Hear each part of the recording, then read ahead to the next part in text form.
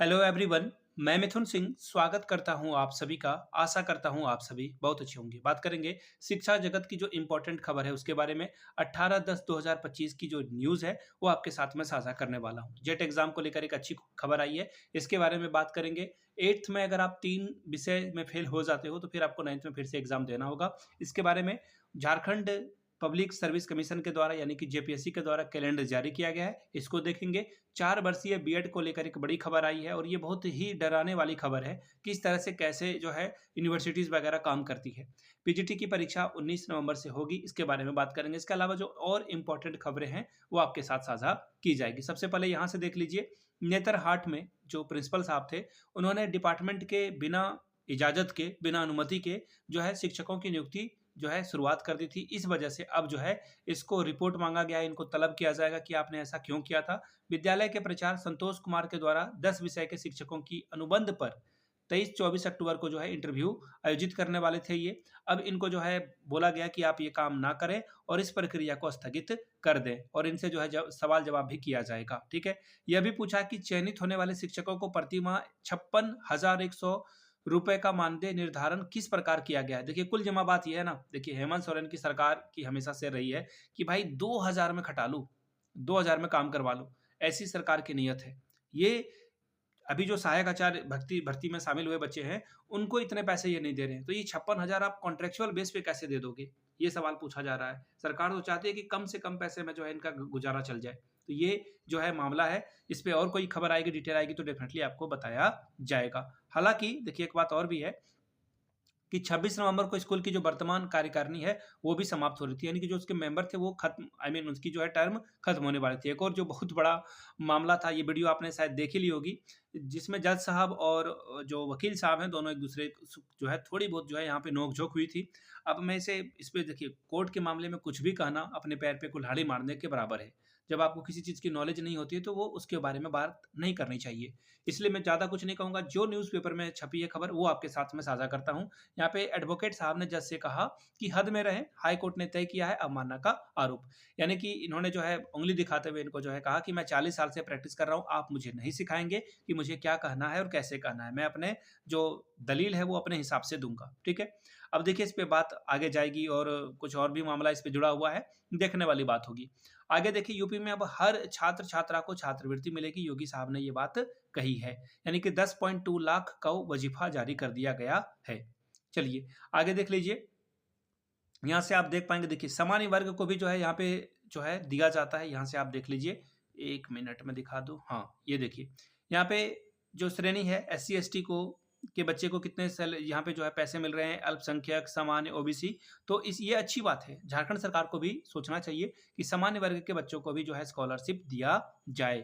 अपार आईडी की अनिवार्यता समाप्त करके प्राइवेट स्कूलों को राहत। देखिए, अपार आईडी से ये पता चलेगा किस बच्चे ने किस सेशन में कहाँ पर पढ़ाई की है, इससे आइडिया लग जाएगा। बहुत सारी फर्जी डिग्रियां वगैरह जो होती है उस पर लगाम लगाने के लिए अपार आईडी की शुरुआत की गई थी और एक ही आईडी में जो है बच्चे का जो है सारा ट्रैक रिकॉर्ड भी ये जारी कर जांच सकते थे। तो वो अपार आईडी को फिलहाल प्राइवेट स्कूलों में अभी बंद कर दिया गया है। देखिए, कुछ भी लागू करने के लिए बहुत समय लगता है, उसके लिए बहुत सारा रिसोर्सेज, नॉलेज जरूरत होती है। तो फिलहाल अभी इसे बंद कर दिया गया है। अब यहाँ से देख लीजिए, पीजीटी अंग्रेजी की जो भर्ती परीक्षा है ये अब 16 नवंबर को ली जाएगी। गलत जवाब मिलने से साल भर अटकी रही है भर्ती प्रक्रिया। बात कर रहा हूँ Haryana public service commission HPSC की, जिसने 17 नवंबर 2024 को हुई पीजीटी इंग्लिश की परीक्षा को रद्द कर दिया गया है और ठीक 1 साल बाद ये परीक्षा ले रहे हैं। व्हाट अ इनक्रेडिबल अचीवमेंट, बहुत बड़ी बात है। यहाँ की जो सरकार है वो बहुत बड़ी बात है। नायाब सैनी यहाँ पे यहाँ मुख्यमंत्री हैं, उन्होंने बहुत ही कमाल का काम किया है। 1 साल बाद ये जो है रद्द हुआ परीक्षा ले रहे हैं, कम बड़ी बात नहीं है। आगे देखिए, बिना अनुमति के 4 वर्षीय बीएड और BA और BEd का कोर्स शुरू करके छात्रों के भविष्य से खेला गया। क्या खबर है, पूरी तरह से सुन लीजिए।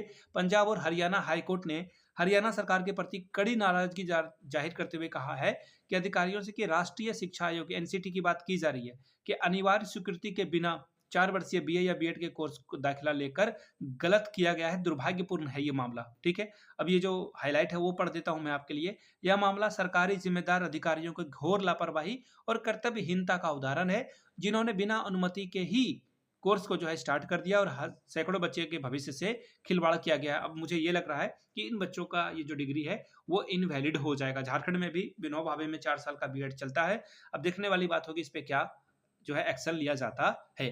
आगे देखिए, चयन आयोग ने सीईटी के लिए करेक्शन पोर्टल को खोला है, यानी कि 14 नवंबर तक प्रमाण पत्र के लिए आवेदन करने वाले को ही श्रेणी सुधार का मौका मिलेगा। ठीक है, आगे देखिए, बुढ़ापा समेत सामाजिक पेंशन में 200 रुपए की बढ़ोतरी हुई है।